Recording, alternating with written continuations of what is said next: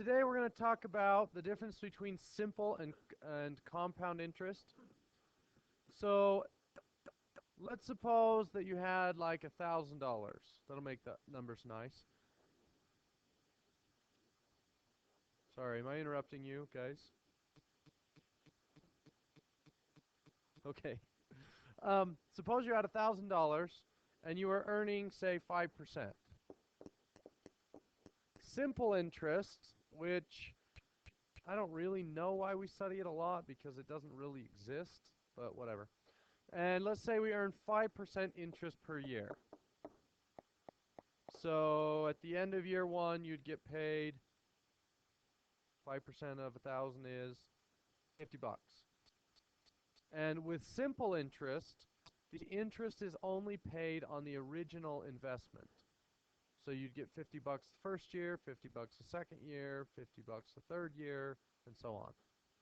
So the formula for that is the principal times 1 plus your interest rate times time. So let's say you had 6 years, 1,000 times 1 plus 0.05 times 6.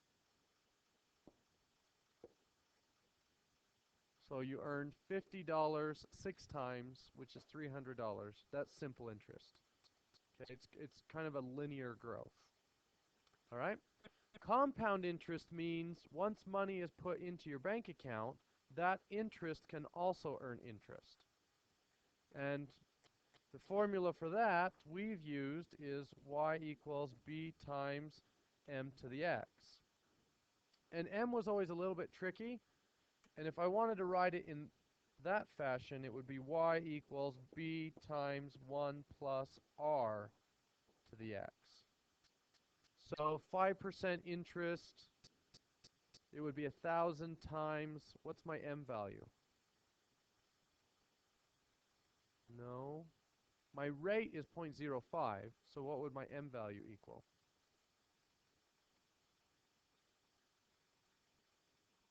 Right here, 1.05. You guys knew that. Somehow I confused you. Right? So the formula for this one would be 1,000 times 1.05 to the x. And if I did that for 6 years, 1,000 times 1.05, I missed the 1, raised to the 6th, I got $40.09 more than I had using the other method. Because every year the interest gets added in, and that interest earns interest. Whereas simple interest, the amount you add every year depends on the original principal and nothing more. Okay? So if you look at the first worksheet for today,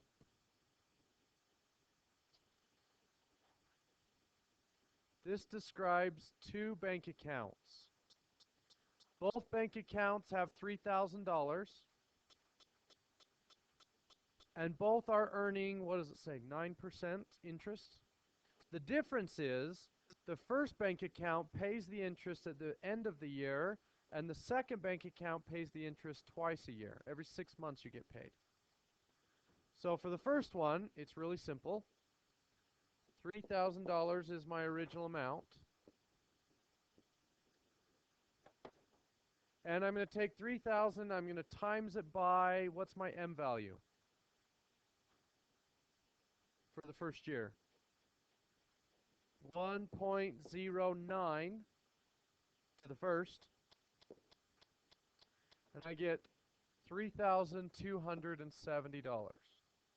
So the first year I made $270. How am I going to calculate year 2?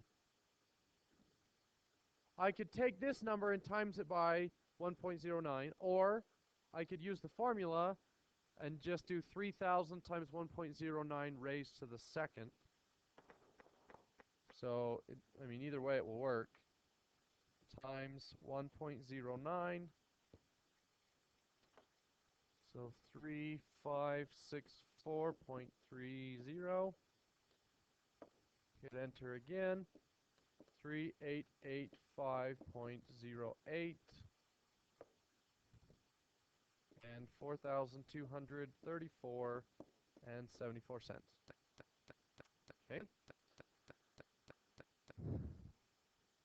Now the next part is a little bit tricky. In the second account, I'm going to start with $3,000.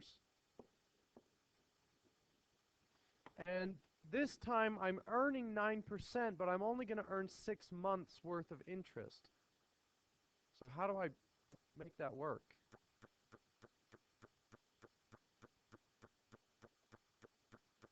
So cut the interest rate in half and calculate it for a full year. It will work. Yeah. So 3,000 times 1.0 instead of 9%, I'm going to cut that percentage in half and change it to 4.5%. And I get 3,135, which if you look carefully, you'll notice is half the interest that was gained before. So instead of a full year's interest of 9%, I'm calculating 6 months interest at 9%, which is the same thing as 4.5% interest for a full year. I know that's kind of confusing. So I could continue to times that by 1.045. So times 1.045, 3276.07, and notice that is $6.07 more than I gained when I only calculated the interest once a year. Okay, so I just keep hitting enter. 3423.49, 3577. And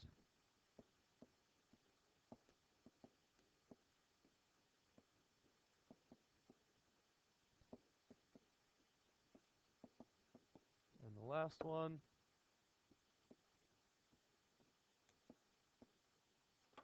And I want you to notice that the gap between the years is getting wider and wider. So if I match these two together, $6.07. By the time I get to the end, it's more like $31 and 60 something cents, 56 cents. So the first question asks, why does the second account grow faster than the first? It's the same amount of money, same amount of time, same interest rate. So why does it grow faster?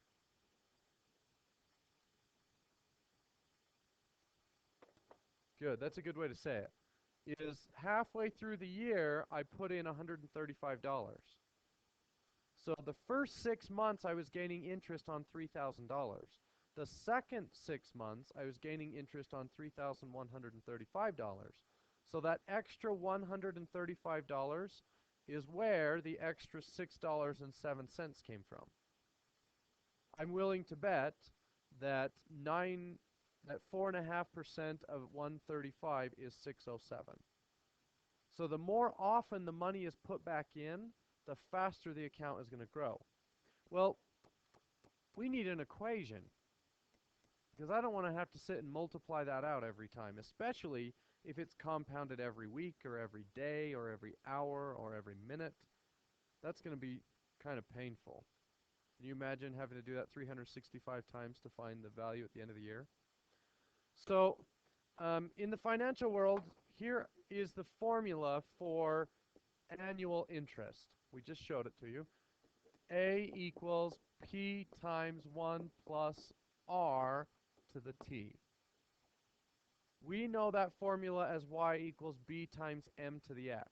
It's just the regular exponential formula. You take 100% and you add your interest rate. Okay? Nobody's confused about that formula, right? So this formula only works if the money is paid at the end of the year. If the money is paid more frequently or less frequently, then we use a different formula, which is A equals P times 1 plus R over N raised to the NT. So it's exactly the same as the annual formula, except we insert the variable n in two places. We divide r by n. We also times the t by n. So A equals either the past or the future. P equals the principal amount, how much is in there right now. R is the rate. T is time. And n is the number of compounds per year. It's the number of times that the interest is put back in per year. So if you got the interest every 4 months, how many compounds would that be per year? 3. If it was every day, how many compounds would that be? 365. What if you got paid interest every other year? How many compounds per year? 0.5. So to calculate year 30, I would do 3,000 times 1 plus, what's my R value? What's my interest rate? Well, the old M value was 1.09, but the actual interest rate is just 0.09. So 0.09 divided by, how many times is this second list compounded per year? 2. And then I'm going to raise that, and you might need parentheses up here depending on which version of calculator you have. I don't need them, you might. So 2 times 30. So at the end of 30 years, I would have $42,082.22. Well, let's use the old formula to figure out the annual interest. So 3,000 times, what's my M value? 1.09 raised to the 30th. This is the formula we've been using for months now. And that one is 39,803.03. So you can see that that's a significant difference. That's over $2,000 just because the bank paid you twice a year instead of once per year. So how often does your bank pay you? Well, it's kind of complicated because your your bank account values change on a daily basis, right? So my bank in particular pays me quarterly. Every 3 months I get a dividend. So what they do is they calculate your interest for one day. They just don't put it in. So let's say one day I have $1,000 in the bank, so I earn, in that one day I earn 25 cents. The next day I take out half of the money, so my interest is half as much, I earn 12.5 cents. So they take that 25 cents and that 12.5 cents and they keep it until the end of the 3-month period, and then they put it back in. And then that interest can start earning interest. But if you owe the bank money, guess how often they compound it? Every single day. So when I bought my house 6 years ago, 5 years ago, I paid $130,000 for my house, which is a really good deal in this area. And every day the bank added $26 to my balance. So every day it cost me $26 to live in the house. That was the rent. Well, this is really scary. So I was paying $26 in interest every day. So $26 times 30 days, $780 in interest. Guess what my house payment was? $800. So every month, how much of my house did I own? 20 bucks. Yeah. Scary, huh? because every day they put that interest in, and it was more like it started out like $25.80, and then the second day was like $25.81, and then $25.84 because that interest was earning interest. But it averaged out to be close to $26. So I could, at that rate, I could pay for an entire year and only have knocked a couple $100 off the value of my house. So the first few years in a home loan, a 30-year home loan, you pay way more interest than you will ever pay principal. So, just so you know, my $130,000 house, if I would have paid the minimum payment every month, guess what the price of the interest would have been? Not so I paid $130,000 for the house. Well, I will when I'm done. But the interest alone, take a guess on how much it was going to cost. Ooh, you're high. $158,000. So that means that the price of my house was more than double what the sticker said. Now, this is a 30-year loan, and 30-year loans have that really high value in it. So I didn't want to pay $158,000 in interest. So my wife and I made double payments for a while. When I first got the home, interest rates were 6%, and then the housing market crashed, and interest rates started coming down. So every time they came down more than a point, we would pay the bank money, and they would change our rate. You pay them like $1,000, and they would refinance it for you. And then eventually, we found another rate in a different bank, and we totally refinanced, which is a bigger process. And we dropped our rate down. Right now, it's 2.875. And we switched it from a 30-year loan to a 15-year loan. The rates are better, but the payments are higher. So we got a higher payment. Anyway, so I figure by the time we're done, if we keep paying extra like we are, this will turn into $38,000. So because we worked really hard to pay off the house, we will save $120,000, and our loan will be paid off in 14 years instead of 30. If you paid, what's that? Yeah, it was a year ago, a little over a year ago, for the last time. We'll never refinance again. I mean, that rate is unbelievably low, and 15-year loans have lower rates than 30-year loans, but the payments are higher. But it's up to you what you want. We pay the same amount. Well, we really got a killer deal because we dropped the rate so much. It kept the payment the same because the difference between 6%, because this difference was so big, we managed to keep the same payment and knock 15 years off the loan. So on Friday, I have a friend who's a banker coming in. He's going to talk a lot about this stuff. But every single day, if you owe the bank money, they put that on. So if you have a credit card bill, you have to pay a minimum payment every month. Well, if you pay the minimum payment, it's going to take you 4 or 5 years to pay off the loan, and you will have spent 2 or 3 times more than you would have if you would have paid cash. So interest can work for you or work against you, and we're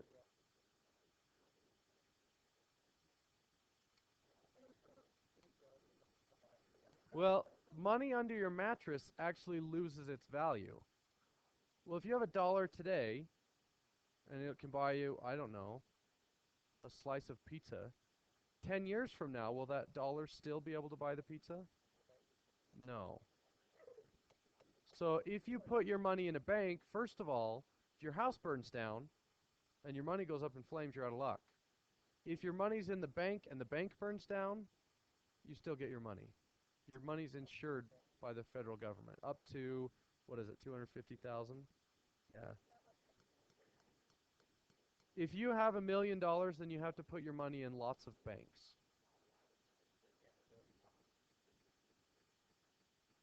Probably not. People would do some bad things for $1 billion if they knew it was there. So,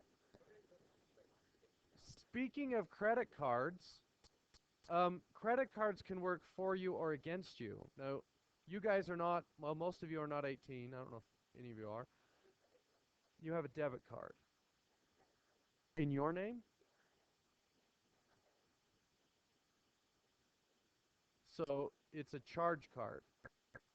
It's a debit card. That's right. Credit will work too, but you don't have a real credit card. You're not 18. So, credit cards, interest rates on credit cards, by the way, are anywhere from 10 to 20%. Yeah. Well, I have a credit card, and let's say you spend $500 a month on your credit card, okay? And then you're going to pay it off slowly. So you say, great, I'll pay this off over the next couple years. So what they're going to do every day is add 1 day's worth of 15% interest, which is not a lot to begin with. I mean, it might be like 6 or 7 cents. But let's say your minimum payment is 20 bucks. Well, if they add that on and they add $18 and you subtract off $20, you really only paid $2 off and the bank got to keep 18 bucks. But if you use your credit card and at the end of the month you pay the balance down to zero, they charge you no interest. So I've had a credit card for a decade. I've never once paid interest, never. And it builds my credit, and more than that, I have a rewards credit card. I just they just mail me a Costco gift card for $100 a couple times a year. So they pay me $200 or $300 a year to use their card, and I don't pay them any interest. Yeah, right. So credit cards can be good or bad. And the funny thing is, let's say you spend $500. This is a dirty, dirty trick. Let's say you spend $500, and at the end of the month, you don't have $500. You have $499. And this is called carrying a balance. Carrying a balance means that there's money left in the account for the next billing cycle.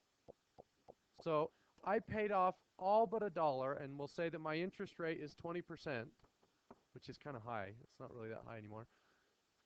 Guess how much money they're going to charge me? Yes. That 20% does not hit the 1. It hits the 500. If you carry a balance of 1 penny, they will charge you interest on the entire month's bill. So you need to pay it off. And if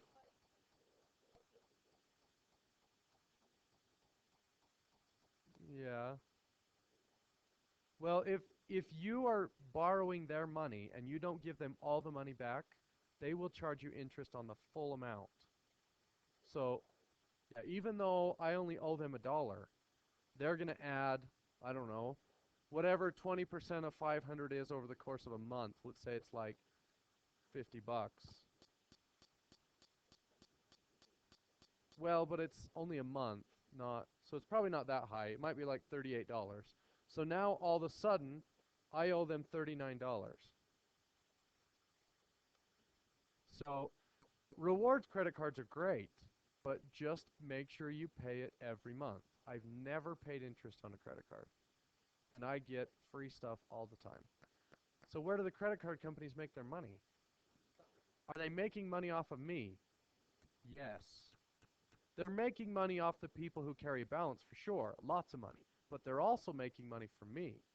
Because every time you swipe your card, 3% of the amount you're paying goes to the credit card company. So let's say I spend $20 at Stewart's and I run my card. Debit cards are different. If it's a debit card, Stewart's gets everything. If it's a credit card, they're going to subtract 3%, and this goes to the credit card company, so that would be 60 cents. So 60 cents goes to the credit card company, and Stewart's gets to keep $19.70. So what a lot of credit cards do is they say, oh, I'm getting paid 3%. Well, I want people to use my card, so I will give 1% back to the person who used it. So they'll take this 60 cents, and they'll give 20 cents of it to me, and they'll keep the other 40. So they're still making money off of you, but if you pay them interest, they're making a lot more money off of you. But right now, credit card rates are pretty low. I think they're around 10%, which is good. I mean, well, you have to be 18. So, okay. And building credit is important. On Friday, I have a friend coming down, and he's going to talk more about this. Washington Federal in Price. Okay, so let's go back to the worksheet. So, well, let's look at how much these values are changed by increasing the compound rate. So the next question says, how much would there be after 30 years if the interest was paid every month? So I'm going to go second enter a couple times. Back to this equation. So if the interest is calculated every month, what is my n value? 12. Now, could I use this formula to calculate annual interest? What would the n value be? 1. So this formula works all the time. If you wanted annual, you just go in and change the... So I'm going to put a 12 right here,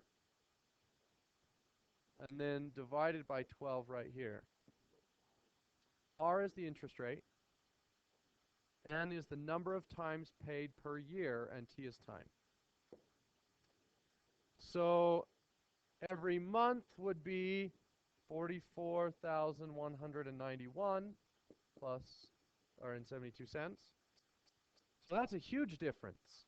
That's almost $4,400 just because they paid you interest every month as opposed to once a year.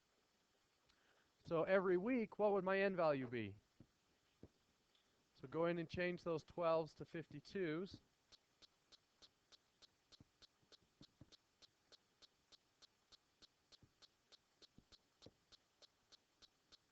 $44,535. So the more often it's compounded, the more money you're going to make, which is why if you're loaning money, if you're getting a loan from a bank, they put that interest on every single day. It doesn't take holidays. Good question. Connor wants to know what's the highest number of compounds per year. Stay tuned till tomorrow. That's what tomorrow's lesson is on. So what happens as that n value gets bigger and bigger and bigger? So you could compound every second, right? Or every half second. I don't think so. Well, you're going to find out tomorrow that it doesn't affect it as much as you would think. And you can even go more than a millisecond. Okay, that's tomorrow's lesson. Okay, so the rest of these two worksheets should be pretty easy. So for this one, the problems are sort of paired. So you have one problem with annual interest and then one problem with multi-compounded interest. Okay? So that's pretty easy, and I'll show you the answers in a minute. They're not on your paper, but we know what they are now. Turn to the other worksheet. So maybe I don't have one. Oh, here it is. So this is simple interest. So 34,100 times 1 plus 0.04 times 3. Oops, I missed a times. So this is just saying I'm not compounding anything. I'm going to make one payment at the end of the 3-year period, or whatever period it is. So I'm going to earn 4% 3 times, and then I'm going to add the value onto that. So this formula for simple interest is P times 1 plus R times T. And really, it's just a linear equation. It's kind of the same as y equals mx plus b. So it would be r times x times p plus, anyway, but it's just linear. So that worksheet's pretty simple on that side. And this is not compounded. Your interest does not earn you any interest. It's the same amount adding for the number of years. If you flip this over, now we're using the compound interest formula. What does semi-annually mean? So n would be 2. What does annual mean? Annual is 1. What would my n value be for quarterly? 4 times. What would my n value be for every 2 months? 6. Right. Yes. So A equals P times 1 plus R over N to the NT. That is the rate. This is time. And N is the number of compounds per year.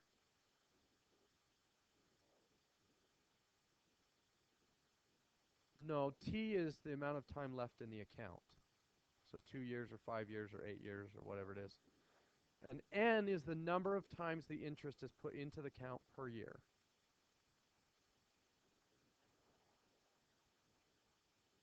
Semi-annually would mean N equals 2. Annually would mean N equals 1. Daily, what would the N value be for daily? 365. So start on this worksheet. Oh, I don't have it up. I'll put the answers to that first worksheet up here. And both of these are due tomorrow.